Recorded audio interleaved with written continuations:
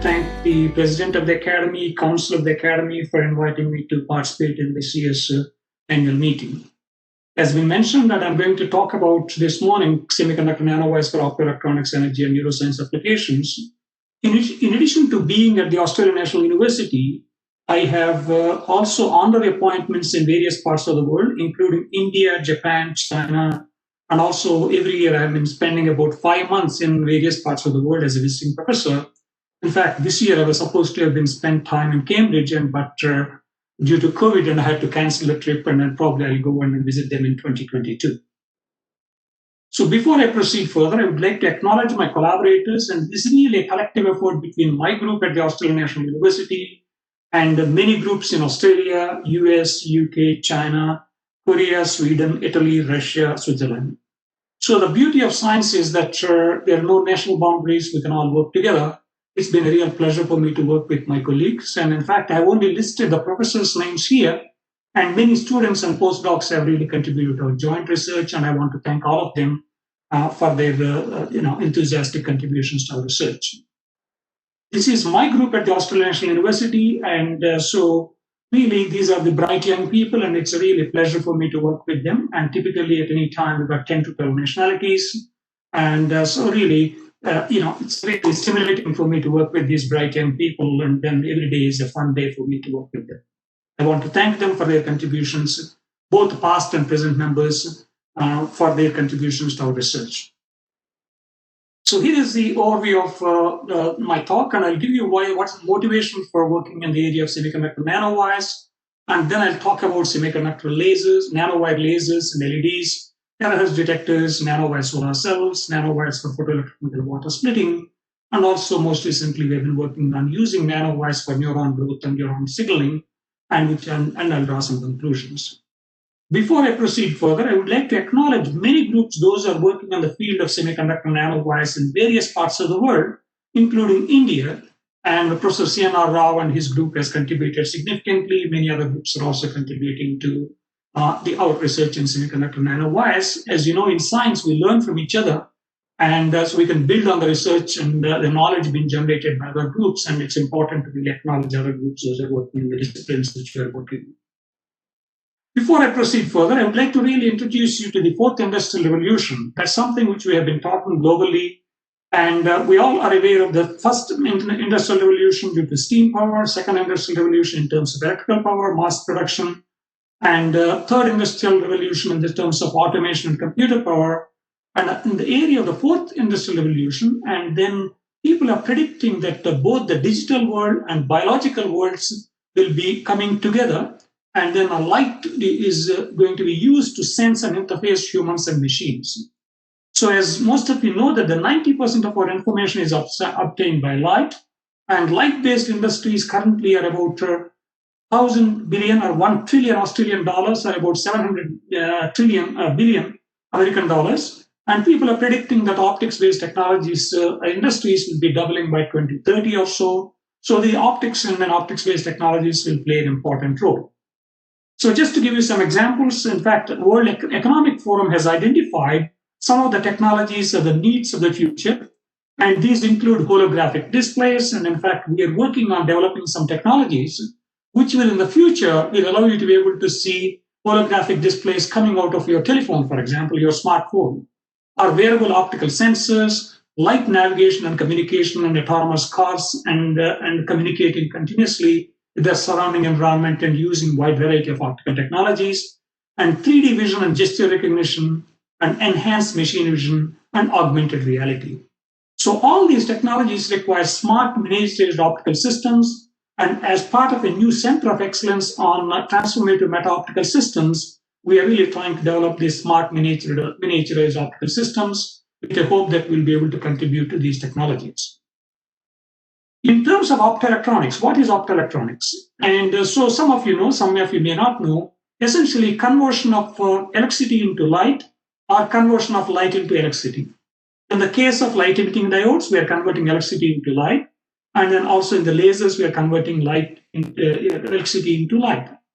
But in the photodetectors, and we are converting the light into electricity. In the solar cells, we are converting again light into electricity.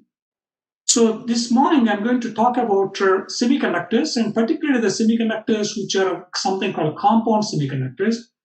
Most of you know about silicon. Silicon is the workhorse for the microelectronics industry. If you're using your smartphone or a laptop or any of the smart devices, invariably we are all using silicon-based electronic devices. But unfortunately, silicon is not a very good light emitter because of its indirect band gap nature. So you really need to have a direct band gap semiconductor. So that's why these compound semiconductors of gallium arsenide, indium phosphide, gallium nitride, gallium antimonide, these are direct band gap semiconductors. Different semiconductors emit different colors of light. For example, the development of the nitride semiconductors has led to the development of the blue LED, which was a missing link. And then earlier we had the red LEDs and then green LEDs, but blue was a missing link. And in fact, the development of the blue LEDs has led to white LEDs and, of course, the solid state lighting and large area displays and all things. And in fact, in 2014, these three Japanese scientists, Dr. Amano, Dr. Akasaki, and Dr. Nakamura, won the Nobel Prize in 2014 for physics, not only for the development of this blue LED, but also its impact on the environment and an ability to be able to reduce the greenhouse gas emissions by replacing incandescent lamps with LED lights, which are really consuming about 1/10 of the power which has been used by incandescent lamps, for example. But also these semiconductors are used for making lasers. In fact, today I'm really talking to you because of the internet, and then they were based on the optical fiber communications. And the electrical signals from my computer are being converted into light signals by using lasers, and then they're switched on and off by sending information through optical fiber. And the other end, you're converting that to a photo detector, which is converting into electrical signal, and you're able to really listen to or see something. So that's where these particular compound semiconductor-based lasers and photo detectors are used in optical fiber communication systems, or in other words, essentially internet.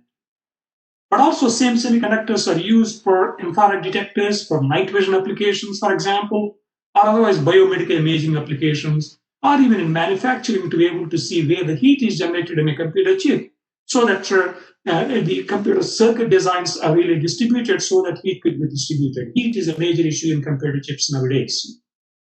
And also the solar cells made out of these compound semiconductors already exceeded 46% efficiency or so. But the only problem is that these are expensive because they're mainly developed for the satellite applications. And after exceeding 40% efficiency, people started exploring for terrestrial applications for concentrated photovoltaic systems, where you really focus the sunlight into 500 suns focus or so here. And because of the system cost is so high, and they want to have the most efficient solar cells. And again, these compound semiconductor-based solar cells have been widely used. So nanowires. What is a nanowire? Nanowire is nothing but a wire. All of us know about a wire, and which has got the dimensions of tens of nanometers in the terms of the width, and then the lengthwise it is a micron size or so, few micron size or so, depending on what applications you have. And the nanowires are seen as building blocks for the next generation electronics and photonics. One of the unique things of the nanowires is the lattice mismatches are no longer an issue. Whenever you're dealing with the two-dimensional materials, you always have to worry about what is the lattice constant of the layer which you're depositing. Lattice constant is nothing but the unit cell, which really repeats itself in a crystal, for example. So in the case of nanowires, because of their three-dimensional nature and the nanoscale, these materials either expand and contract if the lattice constant is different with respect to the lattice constant of the substrate. So that means, in principle, we should be able to make the nanowires of any material on any substrate, which eliminates the limitations. For example, people wanted to bring the silicon microelectronics technology and 3-5 compound semiconductor optoelectronics technology together. This lattice mismatch has been a limiting factor, but now we're able to bring those two together. We and many other groups are working in this area. You can also make axial heterostructures or PN junctions within the nanowire, or the radial heterostructures like a core shell nanowires. And then also you can create a branch nanowires, which allows you to be able to do three-dimensional architecture for a range of applications. So in fact, these are some of the examples from my own laboratory where we have shown gallium antimonide can be grown on top of gallium arsenide with no defects whatsoever, atomically perfect gallium antimonide. Despite large lattice mismatch, we were able to show that we can get excellent quality gallium antimonide on top of gallium arsenide. We're also able to show that these branch nanowires, which we use as cantilevers for scanning probe applications like SNOM applications or AFM applications or so. Also, we can create the nano trees, which are absorbing different parts of the solar spectrum for splitting of water, using photoelectrochemical water splitting to generate hydrogen as a clean transportable energy. Most recently, we started moving from nanowires to nanomembranes or so. So really, these nanowires, already people have demonstrated wide variety of lasers and LEDs and photodetectors, biosensors, and solar cells, which I will come back and share some of these results from these nanowire technology. If the nanowires are so much of interest, and then how do we make these nanowires? So there are two main techniques which we use. One is called as a vapor liquid solid growth mechanism. Another technique is called as selective epitaxy, which I will come back and tell you. In this case, what we do is that we use gold nanoparticles. And you can buy these colloidal solutions of gold nanoparticles, which are used for biological tagging applications these days, from 5 nanometers up to 300 nanometers or so. We put a droplet of this colloidal solution of 30 or 50 nanometer gold nanoparticle solution on top of a gallium arsenide substrate, and then heat this one to somewhere between 370 to 500 degrees Celsius, and then introduce the gases needed for the growth of these gallium arsenide nanowires, for example, in a metal organic chemical deposition or MOCVD reactor. So it turns out that the gold has got a melting temperature of 1000 degrees Celsius. But once if it reacts with the gallium or indium or aluminium, the melting temperature goes down quite significantly to as small as 350 degrees Celsius or so. So now you are essentially creating a liquid alloy of gold gallium in this case, and then introduced gases get incorporated in this liquid solution, it gets supersaturated, and crystal starts precipitating out, and gold nanoparticle is always sitting on the top. And it is like essentially if you are putting more and more sugar into water, and then sugar crystal starts precipitating out, and exactly the same thing is happening physics-wise here. And here is an example of a gallium arsenide nanowire, which is about 50 nanometers in diameter, which has been grown by my former student, Dr. Hannah Joyce, about 13 years back or so. And then now she's a professor at the University of Cambridge. And then she has developed a particular technique called two-temperature growth process where we're able to show you can get atomically perfect nanowires. Is a transmission electron microscope image, and you can see the gold nanoparticle sitting there. You can see that defect-free, simply atomically perfect gallium arsenide nanowires with no tapering whatsoever, beautifully cylindrically shaped nanowires or so. I'll not have time to go into the details. Key message is that we'll be able to make the nanowires of any diameter depending on the size of the nanoparticle which we're using here. Hannah, in this case, has been using 50 nanometer gold nanoparticle. You can see the gold nanoparticle is same size as the width of the nanowire, indicating that we'll be able to control these nanowires precisely. In the case of selective epitaxy, we don't use any metal nanoparticles. We deposit some silicon dioxide layer by PECVD and put some photoresist and do electron lithography and create holes. And you transfer these holes through silicon dioxide so that in these holes, the indium phosphide substrate is exposed.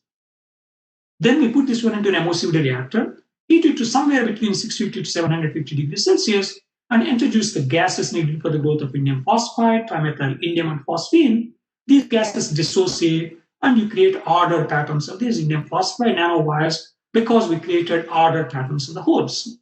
And you can see the SEM picture from the top view, and then also side view. You can see you can create a beautiful indium phosphide nanowires. And this is work of my student, Dr. Chiang Gao, who is now a research engineer in a company, Blue Glass in Sydney. And then here in this case, I'm giving an example of 200 nanometers in diameter. We made the nanowires which are as small as 70 nanometers in this case, as big as 700 nanometers or so, depending on the applications, and you end up choosing and the particular dimensions of the nanowire which you would like to have. And we've gone off and looked at the light emission from these nanowires, and you can see that the quantum efficiency of the light emission as a function of the excitation laser power. And then you can see that you can get an excellent quantum efficiencies of about 50 to 60% or so, which is very much comparable to the epi layers which we deposit, indicating that the surfaces do not play an important role in the case of indium phosphide. You can get a high quality light emission from these structures. So most recently, we asked ourselves, if we can make the nanowires, what else can we make?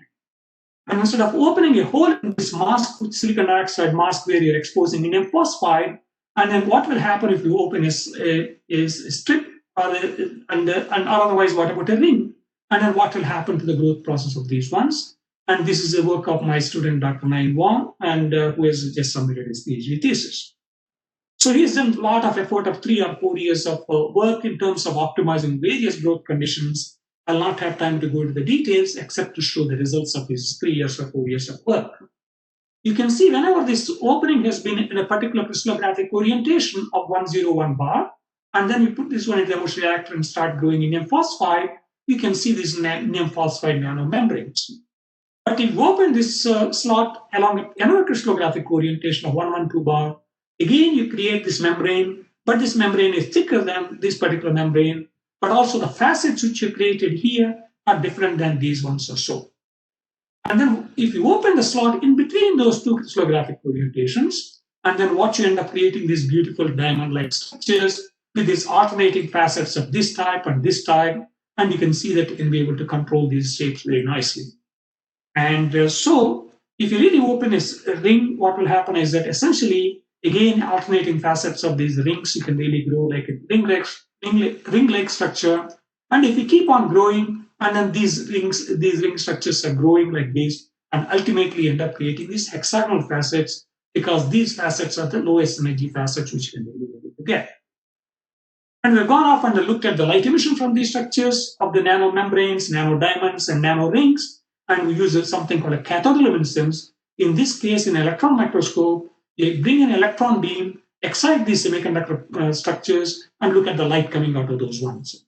You can see that all these structures are emitting light, and a very bright light, and also very uniform light emission, indicating again that we were able to really get a defect-free, wide variety of membranes and diamond-like structures, and also ring-like structures. And particularly, we'd like to make use of these ring-like structures for the, in fact, ring resonator lasers or so for a wide variety of applications.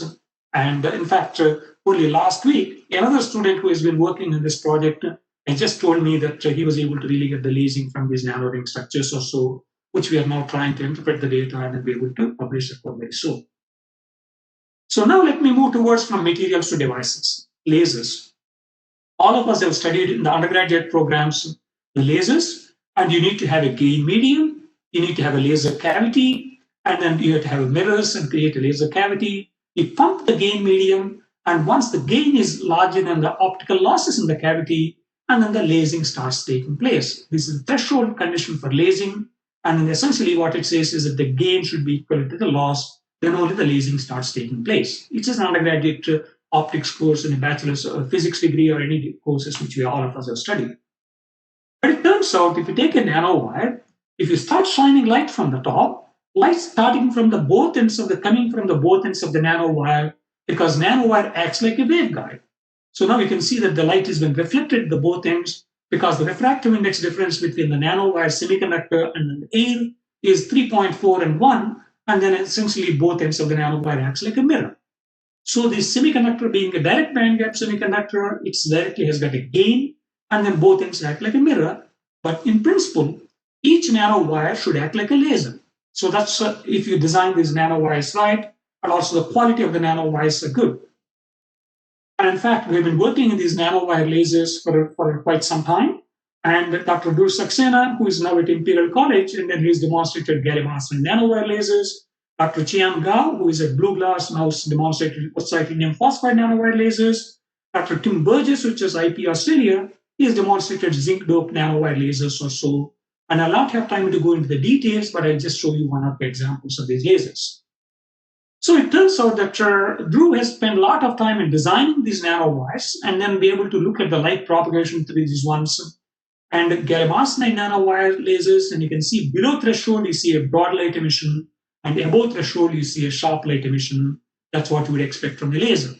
Also, you start seeing beautiful interference fringes coming from this one because two coherent dipoles are emitting from both ends of the nanowire. And in fact, Dhruv has done simulations and what type of interferences you expect in the bottom left here, and then compared with experimental ones, he's able to really compare them very well. Also, light output versus pump intensity, threshold-like behavior, and this part is the one which is acting like laser, and this part it is acting like a LED. And also log-log plot shows the S-type behavior, truly confirming that this is really, truly these gallium arsenide nanowires are lazy. And particularly operating at room temperature, which has been the major challenge because of the defect problems and other things people have been struggling with. And in fact, Drew has published his work about 7 years back or so in Native Photonics also. So then we have been working with our colleagues in University of Strathclyde. In fact, I gave a talk at a conference. Professor Martin Dawson came and asked me, they developed a technique called nanoscale transfer printing. He'll be interested in collaborating with us. Professor Antonio Hurtado and Professor Michael Stein is also involved in this work.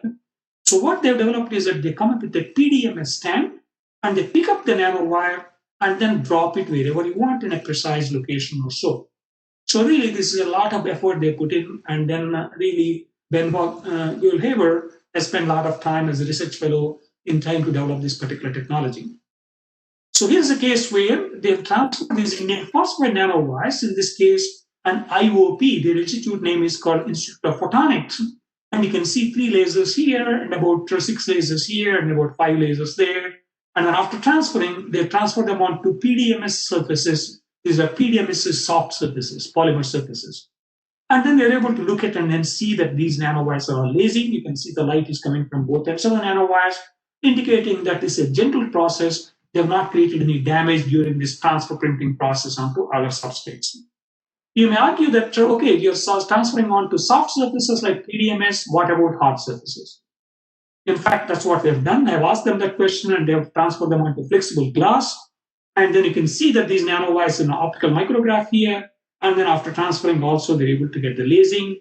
And you can see again, threshold-like behavior, sharp light emission, indicating that you can transfer them wherever you want, whether it's a soft surface or a hard surface. Then I asked them, can you really be able to transfer these nanowire lasers onto nano antennas? So this work of my former postdoc, Professor Fang Ren, who is now at Nanjing University in China. And she has been developing this something called as Terahertz metamaterials. And then these are aluminum antennas she has been creating. And there's a gap there. And when I asked them, can you be able to really locate these nanowires precisely in this gap, in this nano antenna here? And you can see that there are many antennas which have been created, and they're able to locate them nicely, except for occasionally they miss this one. You can see the close-up of this one. You can see this nanowire is in the middle, and this is a nanowire antenna. When you do not have any nano antennas, then what happens is that light is coming from the both ends of the nanowire, which I showed you, because nanowire acts like a fabricated cavity. But once they've introduced this one into a nano antenna, suddenly light starts coming from the vertical direction rather than from the ends of the nanowire. So that means suddenly we've demonstrated that you can really use this antenna nanowire combination to be able to make vertical emitting nanowire lasers. So that means now we can put a 2D ordered patterns of these nanowire lasers, which could be used for meta-optics applications or so. That's what we are interested in using them for radio applications. It's really an exciting development. It's a purely curiosity-driven research which led to this unexpected behavior. And of course, afterwards, we've done simulations, and our simulations really confirm what we have observed experimentally or so.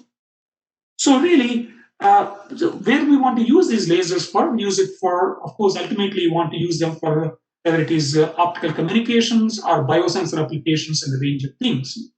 Till now, I've only shown you the lasers which are optically pumped. But ultimately, industry wants to have electrically pumped lasers. There's a work of Dr. In-Suk Yang. Now he's back in Samsung. He's a research engineer there. And then we asked him that, can you be able to make some contacts and be able to inject current into these nanowires, so thereby we'll be able to get the light emission or not. So you need to have a PN junction, because you need to have a diode to be able to inject current, holes, and electrons. And he has grown a P-type indium phosphide, indium gallium arsenide quantum well, and then N-type indium phosphide.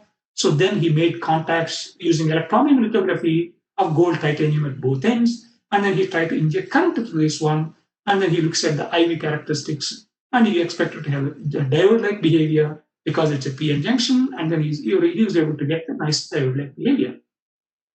So then he looks at the light coming out of these structures, and so you can see that as and when he's increasing the amount of current which is injecting into this structure, and then you can see that the light intensity is increasing as a function of current, indicating that brighter and brighter light is coming out of this one. And he also sees 2 peaks. That is due to the quantum wells which has been created along the radial direction, and in the axial direction, the compositions and thicknesses of these quantum wells is different, whether it is an axial quantum well or a radial quantum well. That's why you end up getting 2 different light emissions. two different emission peaks. And it is also emitting an infrared region of the spectrum, because for silicon photonics, this infrared light emission is important. And also the optical fiber communications, this is the wavelength region which people end up using these sets of devices. So these nanowires are acting like light emitting diodes, not like a laser. Why? What's the problem? But it turns out, whenever you put metals have got a lot of optical losses. So these optical losses leads to cavity losses, and you need to pump them harder. If you're pumping them harder, then what happens? You're generating more heat, and heat reduces the gain of the medium. It becomes like a vicious circle or so. At the moment, Nikita Gagrani, who came from IIT Kharagpur, a new student, and then she started designing to minimize the amount of metal they put on these nanowires, so that, and also looking at other two-dimensional materials, and to really minimize the amount of metal, so thereby we can reduce the losses, and so that we can be able to hopefully demonstrate electrical injected nanowire lasers. And I'm hopeful that in a year's time also we'll be able to demonstrate that. So instead of using a single nanowires, and then also the Tinsuk has gone off and then tried to create an array of nanowires, and then he tried to fill this one with the polymer material, expose and selectively etch the polymer material so that he can etch the tips and put some contacts on the top and inject the current through this one. And you can see the images of these structures as and when increasing the more and more current, you start seeing brighter and brighter light emission coming from these nanowire array LEDs. And particularly the Samsung is very keen on using these LEDs for displays, flexible displays you want to create, and you want to have flexible LEDs. And because of the fact that we're able to embed them to polymer material, we'll be able to peel these things off and then be able to create the flexible LEDs. And that's why there's a lot of interest in this particular case. And that's why INSIC has focused on particularly developing these flexible LED structures or so. So now let me move towards terahertz radiation. Terahertz radiation is really a radiation which is really comes between electronics and photonics. And electronics, we can go up to millimeter waves. In the case of photonics, we can go to infrared region of the spectrum. There was a gap called terahertz gap for many years. But the people in the last 20 years or so, we and many other groups have been developing terahertz sources and detectors or so. Today, I'm going to share with you how we are using nanowires for terahertz detectors. Why people are interested in terahertz radiation? It turns out that many chemical molecules have got signatures in the terahertz parts of the electromagnetic spectrum. Here's the case of the lactose, monohydrate, and hydrate, and all these things you want to really detect them, and terahertz radiation, or the terahertz spectroscopy is an important one. Terahertz radiation is also reflected by metals. Nowadays, people are using it in the airports, for example, no longer X-rays, because this terahertz radiation is non-ionizing radiation. X-rays always create DNA damage because it's ionizing radiation, cavities in the teeth, and also wireless communications download information, and even you can detect the water content in the leaves, and really this is an important area of technology. Again, this is the work jointly with Oxford University, with Professor Michael Johnston's group and Professor Laura Hertz's group. And then the detectors were designed and fabricated at ANU. And then my student Kun Pang has gone to Oxford and measured these ones. This is on a quartz substrate because quartz is transparent to terahertz radiation. She puts the nanowire here and then some metal contacts using electron beam lithography. You excite these nanowires with the laser pulse to generate the photocarriers, and you come up with the terahertz pulse, and then electric field of the terahertz pulse is the one which separates these carriers. You can measure the photocurrent as a function of time. And terahertz means you're talking about a picosecond lifetimes or so. If you measure the current here, and you can get the electric field of the terahertz radiation, and that's what we're interested in this particular case. Again, to cut the long story short, and then Kun Pang has finished her PhD and then moved to Oxford, and currently she's at Oxford at the moment. In fact, during her postdoc, she's really developed these so-called, these orthogonally connected nanowires, and thereby can be able to polarization result terahertz detection.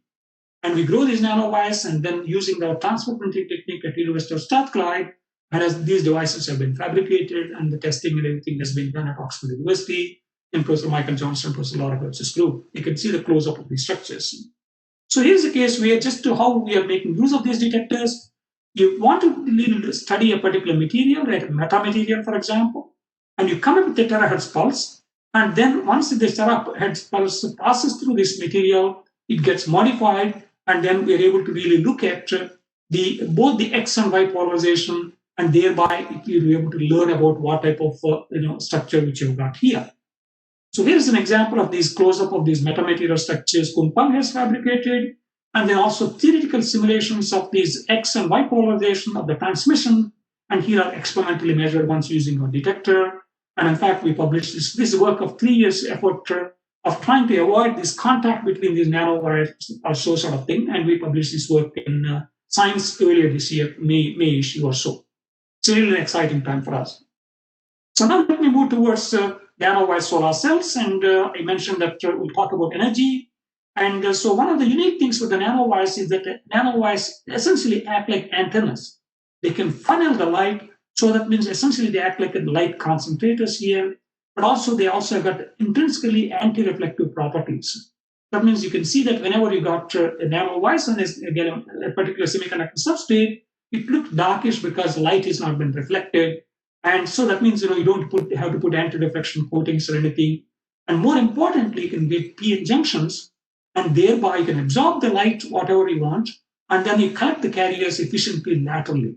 Because normally thin film solar cell means you have to make thick enough material to be able to absorb all the light, and then carriers need to go long distances.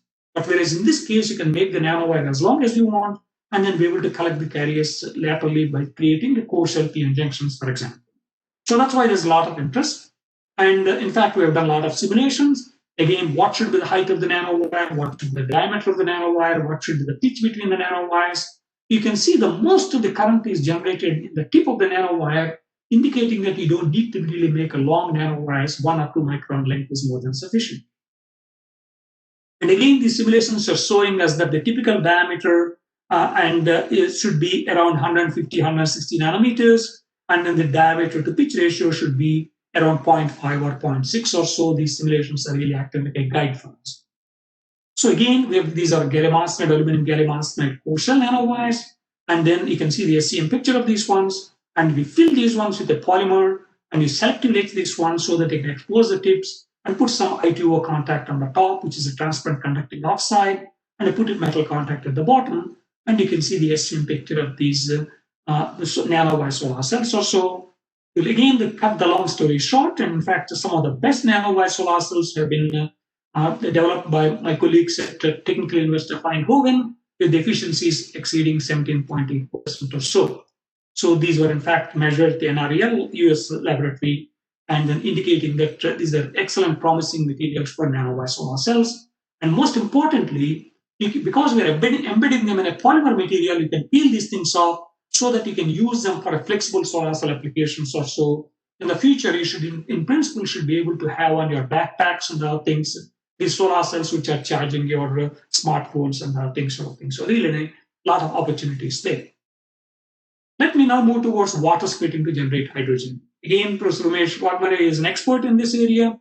And in this case, what we are looking at is the photoanodes and photocathodes. In this case, I'm showing a photoanode. You shine light, you generate electron hole pairs. Holes are going and really reducing water here. And then electrons are going there and then combining with the protons there. And there you end up creating hydrogen here. So really, this is a well-known technique which has in fact been carried out for about 50 years or so. And the people have been mainly using materials like titanium oxide and other oxides. One of the challenges has been that either the materials are very efficient but not stable, or otherwise materials are stable but not efficient. So that's what we have started looking at, a wide variety of materials. And in fact, this work is led by my young colleagues, Dr. Shiva Karaturi and Professor Hotan in my group. So here's a case where we've been using gallium nitride nanorods, and then looking at the photocurrent density as a function of the bias here. And you can see that normally what you see is that gallium nitride is a very, very stable material. It's very difficult to chemically etch that one. But in these photocatalysis conditions, and even that material is not very stable, and then we had to coat this with the cobalt oxide so that we'll be able to stabilize these particular structures. So thereby we'll be able to really get a stable structures of these structures or so. And but unfortunately, gallium nitride is also not a very good material in terms of absorption of light, because it only absorbs the UV region of the electromagnetic spectrum, visible UV region of the spectrum. And in fact, we are exploring now indium gallium nitride, which will be able to absorb most of the visible part of the spectrum. And so that's what we're exploring at this stage. And most recently, we were able to use combinations of perovskite solar cells and silicon photocathodes, and we were able to show 17% efficiency of the standalone solar water splitting system. And there, you don't have to really apply any external power or anything of that sort. Solar cell is able to provide the power needed in order to be able to do this photocatalysis reaction. In fact, this work again has been published only earlier this year, and this has been identified as one of the top 10 innovations by this particular group. Which is again very nice and interesting. And again, we work with our colleagues in engineering and Professor Kylie Catchpole's group because she's an expert in silicon technology. And so then we are working very closely. Now let me finish off with the last topic of brain repair. This work, in fact, led by Dr. Vinny Gautam, and in fact, Vinny did her PhD from Jawaharlal Nehru Center in Academy Fellow, Professor K.S. Narayan. And so really, Vinny has done her PhD using retinal neurons during her PhD at Jawaharlal Nehru Center, and she has been using organic semiconductors. And then when she joined my group, and then we said, how do we really explore inorganic semiconductors where we work in, and then see how we can make use of our expertise. And as most of you, or all of you know that we got about 80 billion neurons, and then these neurons form into neural network. So whenever there is a brain damage or so, and whether it is due to dementia or otherwise accident or whatever it is, essentially what you're doing is that you're breaking this neuronal network, we lose some other functions. So now we asked ourselves, can we really create a neural patch and be able to connect these, bring the connections back, so thereby can get these neural networks back or not? That's a question which we asked ourselves about 4 or 5 years back or so. So what Vinny has done is that she has grown these neuronal cells on indium phosphide ordered patterns of these nanowires. So you can see that nanowires close up here. And then when she tried to grow these ones, and then you can see the soma here. And then we found that whenever she was trying to grow these things, these physicists or the neurites and really follow these patterns beautifully here. And you can see the dendrites here as well. So really, it's beautiful to be able to see these ones really following these patterns beautifully, and which was really unexpected results. And we were not too sure what we would see, in fact. And we were only interested in seeing whether these indium phosphide nanowires are biocompatible or not, and then what type of structures we can be able to engineer. So when instead of using one neuron and you've got a multiple neurons, what will happen? You can see that this box region is where indium phosphide nanowires are there, and these neuronal cells are here. And you can see that these neurites are really following these patterns beautifully. And if these neurons are outside this region, and you can see this, they are all randomly growing, so sort of thing, making random connections. So Vinny has gone off and then looked at something called calcium imaging the neuroscientists use, and you put a calcium dye, and whenever these neuronal cells are firing action potentials, and these ion channels are opened up, and the calcium ions are passing through these ones, and then the concentration of the calcium ions changes, and which is the fluorescence intensity. So what Vinny does is that she tries to take, if this neuron is firing, and then what's happening to this neuron and this neuron, and try to create correlation maps from these structures. And here, as you can see, that also astrocytes also you can be able to see, and also correlate what's happening when the astrocytes are firing and what's happening to neurons and glia cells and other cells also. It is possible to do that. So really, what Vinny has been comparing these ones with the neurons which are grown on nanowires and neurons grown on plain glass substrates, which normally typically neuroscientists use. So here's the case where when she has looked at these neurons which are grown on glass substrate and a change in fluorescence as a function of time, and you can see that the neurons are all firing randomly, and you see very little correlation here. But whereas neurons on a nanowire substrates, and then all these neurons are firing at the same time, you see an excellent correlation, some sort of a synchronized and correlated activity is taking place. And so, in fact, Vinny presented this work a couple of years back in a neuroscience conference in Melbourne. And then they started asking her what type of neurons she is growing. And then she said that she has been growing rat neurons. And they said, why are you wasting your time with rat neurons? And then how about using stem cells? So now, after a couple of years, we spent a lot of time in trying to generate funding for this one. We just got a project to really try to grow these brain organoids and artificial intelligence for understanding dementia, which has been funded by Dementia Australia Research Foundation and Bill Barr Foundation. And we are working with colleagues, those are experts in stem cells and CRISPR technology, and computer scientists, and also experts on microglia, and then also electrophysiology. And so my group, and then of course Vinny's group. Vinny has recently moved as lecturer in biomedical engineering to University of Melbourne. So really, it's a work between Melbourne and Monash University and University of Wollongong at the ANU. And then essentially what we are growing is iPSC cells. In fact, one of the speakers this morning spoke about it, and then looking at the healthy people and also Alzheimer's patients, and then creating these isogenic Alzheimer's disease lines, and then trying to create the micro organoids, or the mini brains, sometimes people call, with and without microglia, and doing MEA and calcium imaging, and applying deep neural networks to analyze from the various organoids also. And in conclusion, nanowires open up opportunities for manipulation of light-matter interaction at the nanoscale, for developing of new classes of lasers, terahertz detectors. I didn't have time to talk about terahertz modulators, but integration of optoelectronics devices on various platforms, and solar cells and PEC water splitting, and also engineering of the neuronal networks. So it's really an exciting time, and it's a matter of really applying it for a wide range of applications also. I leave you with some information, and I'm happy to answer any questions. Thank you.